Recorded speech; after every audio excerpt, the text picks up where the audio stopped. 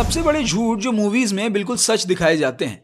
फिल्में कभी हमें सपने देखना सिखाती है और कभी जिंदगी की सीख दे जाती है, लेकिन फिल्में ही हैं जो हमें दुनिया के सच, कानून और विज्ञान से दूर एक ऐसी दुनिया में ले जाती है जिसका सच से सीधे तौर पर कोई वास्ता नहीं होता। सच सिर्फ ये है कि दुनिया काफी बदल गई है और फिल्में अब भी कहीं ना कहीं वही हैं। ये हम यूं ही नहीं कह रहे, हमने कुछ ऐसी बातों की लिस्ट बनाई है जिनके बारे में पढ़कर फिल्मी सच का पर्दाफाश करने में आपको भी मदद मिलेगी।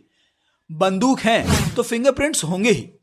किसी भी फिल्मी क्राइम सीन में बहुत आसानी से यह दिखा दिया जाता है कि अगर मौके से बंदूक बरामद हुई है तो उस पर फिंगरप्रिंट्स होंगे ही, जबकि बंदूक का विज्ञान ये बताता है कि उस पर से फिंगरप्रिंट मिलना इतना आसान नहीं होता। दरअसल चलाने वाली की ग्रिप अच्छी बने इसलिए बंदूक की सतह और किनारों को खुरदरा बनाया जाता है। इस वजह से काफी मुश्किल है कि उस खुरदरी सतह से किसी के भी सही फिंगरप्रिंट लिए जा सकें। म्यान से तलवार निकालने पर आने वाली वो आवाज वॉर और पीरियड फिल्में काफी ट्रेंड में रहती हैं।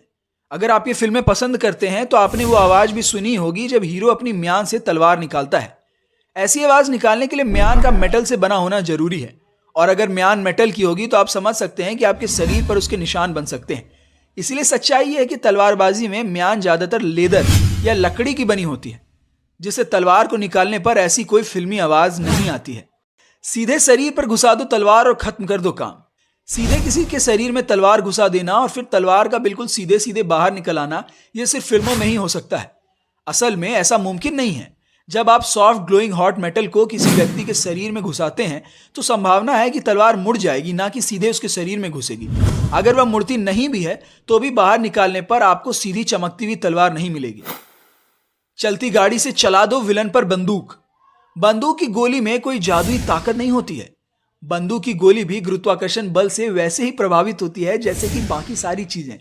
जब आप बंदूक चलाते हैं तो गोली की सीधी रेखा में दूर तक जाने की संभावना ना के बराबर होती है। वो उतनी ही दूर जा सकती है जितना कि आप हाथ से एक गोली को दूसरी ओर फेंकें और कुछ ही देर में वो आपको जमीन पर गिरी मिले।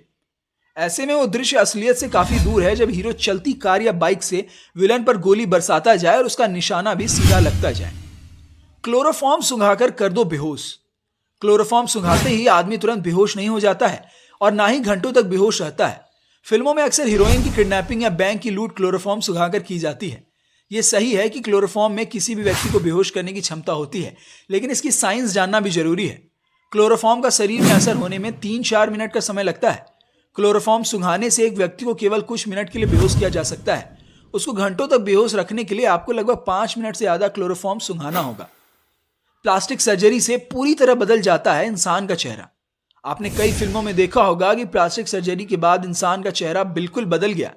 ऐसा सच में नहीं होता है। प्लास्टिक सर्जरी से चेहरे में कई तरह के बदलाव किया जाना संभव हो गया है, लेकिन किसी के चेहरे यानी पहचान को भी पूरी तरह से बदल देना अब भी एक अलग ही तरह की सर्जरी की मांग करता है, जो हकीकत में इतनी आसानी से मौजूद नहीं है जितना कि फिल्मों में दिखाया जाता है।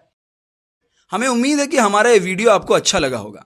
हमारी ये जानकारी आपको कैसी लगी हमें कमेंट करके जरूर बताइएगा, और ज़्यादा से ज़्यादा लोगों के साथ इस वीडियो को शेयर भी कीजिएगा। वीडियो अच्छी लगी हो तो ऐसे ही वीडियोस देखने के लिए हमारे चैनल को सब्सक्राइब जरूर कीजिएगा।